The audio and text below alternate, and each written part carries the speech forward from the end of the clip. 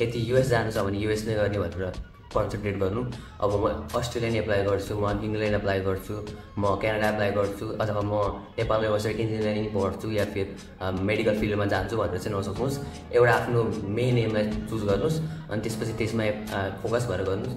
अनि बेसिकली युएसमा यो युनिभर्सिटीहरू धेरै छन्, त्यसले गर्दा हामी इनरोल हुन त सजिलो हुन्छ, तर यदि आफूलाई बेस्ट हुने युनिभर्सिटी चुज गर्नु छ भने चाहिँ आफूलाई एकदमै टाइम दिनुपर्छ।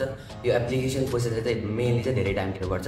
जस्तै अब हजुरको एसएटी गर्नु मेन कुरा त, अनि त्यो अनुसार अब इङ्ग्लिस प्रोफिसियन्सीहरूमा पनि हामीले काम गर्ने, आफ्नो इङ्ग्लिस इम्प्रुभ गर्ने, अनि त्यसपछि आफ्नो अझै एक्स्ट्रा करिकुलर कुराहरूमा पनि इङ्गेज भएर आफ्नो प्रोफाइल बढायो भने चाहिँ राम्रो युनिभर्सिटीमा जान पाइन्छ। जसले गर्दा चाहिँ हजुरको पछि जब हजुरले चाहिँ आफ्नो जुन ग्रेजुएसन गर्नु छ त्यसपछि चाहिँ भयो नि आफ्नो युनिभर्सिटीकोमा सिकेको कुराहरूले गर्दा पनि पछि आफूलाई हेल्प गर्छ।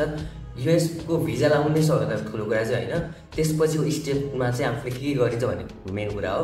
अब युएसमा अब नर्मल युनिभर्सिटीमा भिजा लाएर गएर त्यहाँको नर्मल वेमा पढेर कामै छैन। अब त्योभन्दा त बरु नेपालमा पढ्नु हुन्छ। त्यसले गर्दा यति आफ्नो करियरमा एकदम फोकस हुनुहुन्छ भने चाहिँ आफूलाई टाइम दिनुहोस्, एप्लिकेसन प्रोसेसलाई टाइम दिनुहोस्, अनि बल्ल राम्रो युनिभर्सिटीमा जानुहोस्, हजुरको फ्युचर एकदम सक्सेसफुल हुन्छ।